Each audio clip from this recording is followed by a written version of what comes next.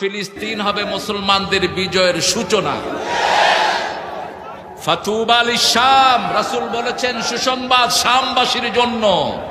ঈমান থাকবে শামে, ইসলাম থাকবে শামে। কিয়ামতের ময়দান হবে এই শাম, আরদুল মাহশার ওয়াল মানশার। আমরা যেন ফিলিস্তিনের সাথে আমাদের হৃদয় জুড়াতে পারি, আল্লাহ তৌফিক দান করে।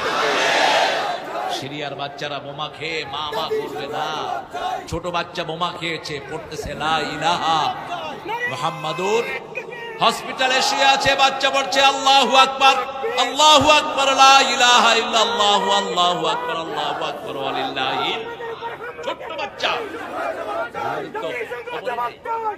রাসূল আর বলছেন একটা গ্রুপ কিয়ামত পর্যন্ত সত্যের উপরে থাকবে, যারা বাইতুল মুকাদ্দাসকে পাহারা দেবে। আল্লাহর সাহায্য তাদের জন্যই হবে। থাকতে রাজি আছেন তো ফিলিস্তিনের সাথে? আছেন। 11 কারণে এই ফিলিস্তিন বৈশিষ্ট্যমণ্ডিত। কয় কারণ? 11।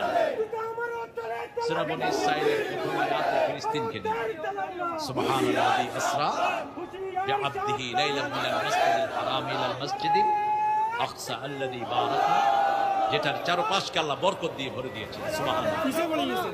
2 নাম্বার, সুলাইমান আলাইহিস সালাম 3টা দোয়া আল্লাহর কাছে করেছেন। কয়টা? 3টা দোয়া করেছেন। রাসূল বলেছেন, আবু দাউদের সহিহ হাদিস, প্রথম দোয়া করলেন, আমাকে আপনি যেরকম বিশুদ্ধ বিচার করেন এরকম বিচার করার ক্ষমতা আমাকে।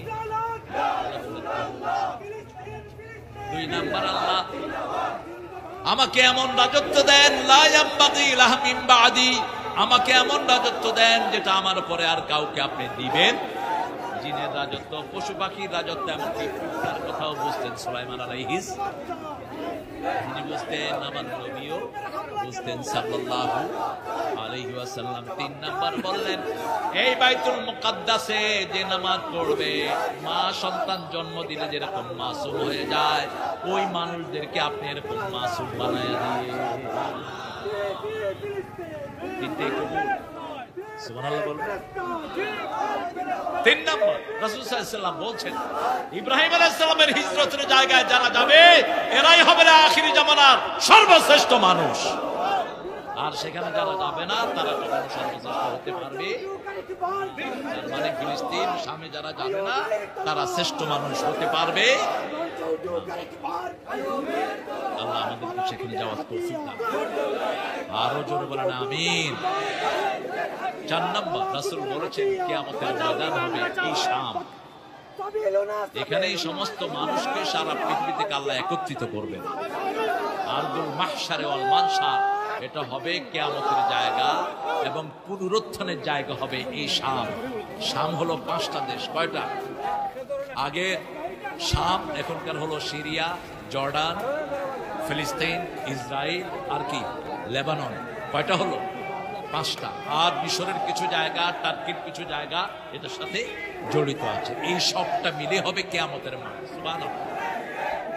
5 নাম্বার, রাসূল সাল্লাল্লাহু আলাইহি ওয়াসাল্লাম বলছেন, এখানেই আমি, এই বাইতুল মুকাদ্দাসেই আমি সব নবীদের ইমামতি পালন করেছি, সব নবীদের চারণভূমি এটা। 6 নাম্বার, এখান থেকেই মেরাজে উঠেছেন মুহাম্মদ সাল্লাল্লাহু। 7 নাম্বার, এখানে একটা জায়গা আছে, একটা পাথর আছে, নাম হলো সারখা। কি নাম? এই পাথরের মাধ্যমে আকাশ থেকে ফেরেশতারা নামে, আবার এই পাথরের মাধ্যমে আকাশে ফেরেশতারা উঠে।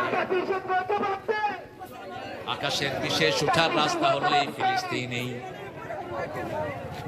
7 নাম্বার, এই ফিলিস্তিনের মাটি কখনো কোনো কাফেরের হাতে আল্লাহ ছেড়ে দিবেন।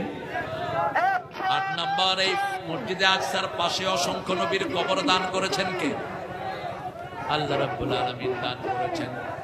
9 নাম্বার, এই মসজিদুল আকসা সব সময় আমাদেরকে আল্লাহর সাথে রিলেট করে। 3টা মসজিদ রাসূল বলেছেন বুখারী হাদিস, 3টা মসজিদে তোমরা ইবাদতের জন্য যাবা। কয়টা? প্রথম কোনটা? কথা বলবেন। দ্বিতীয় আকসা, তৃতীয় মসজিদে নববী। এই 3টা মসজিদের কথাই আসছে। আর কোন মসজিদে এখান থেকে নিয়ত করে আপনি নামাজ পড়তে যাইতে পারবেন? যদি করেন আপনি হাদিসের খেলাফ কাজ করবেন। আল্লাহ রাব্বুল আলামিন এই আকসায় যারা সেজদা দেয় তাদেরকে মাসুম করার ওয়াদা দিয়েছেন।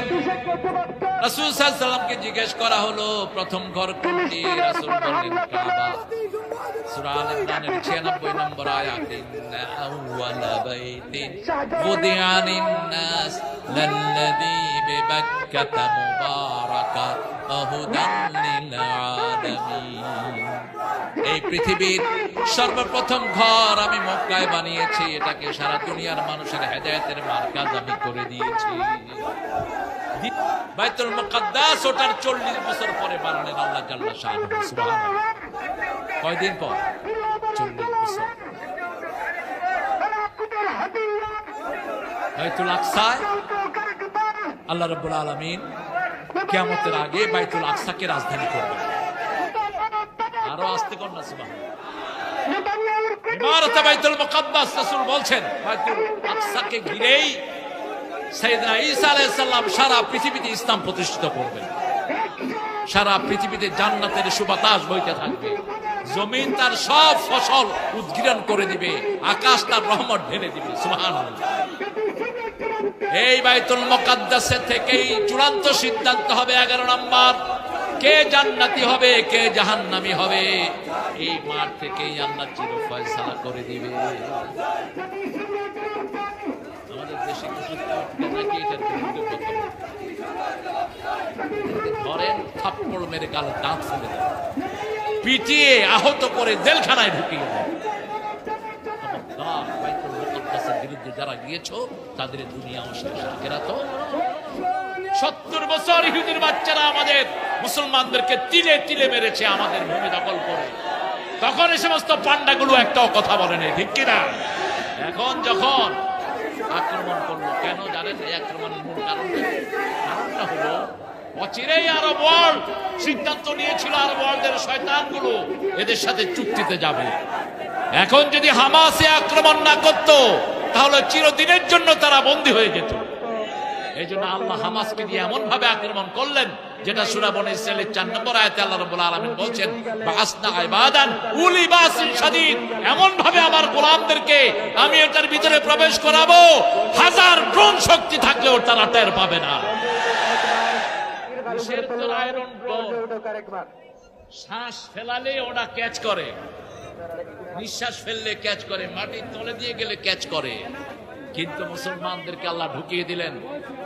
ইসরায়েলের স্বরাষ্ট্রমন্ত্রী যিনি, তার মাইয়াকে ঘর থেকে তুলে নিয়ে আসছে, খবর নাই। দরজা খুলে দেখে দরজার মধ্যে মুসলমানরা বলতেছে আল্লাহু আকবার, আল্লাহু আকবার। এক মা দরজা খুলেছেন, নক করার খোলেন নেই, প্রথম একটা গুলি করে দরজা খুলে ফেলেছেন। খোলার পরে মা বলছে আমি এবং আমার 2 মেয়ে আছে, আর কেউ নাই। মুসলমান বলছে আপনারা আমাদের পক্ষ থেকে নিরাপদ, আপনাদের কোনো ভয়? সুবহানাল্লাহ বলতে ইচ্ছা করে, আমরা কারো শিশু মারি না, কোন মেয়ের গায়ে হাত তুলি না, বৃদ্ধের গায়ে হাত তুলি না।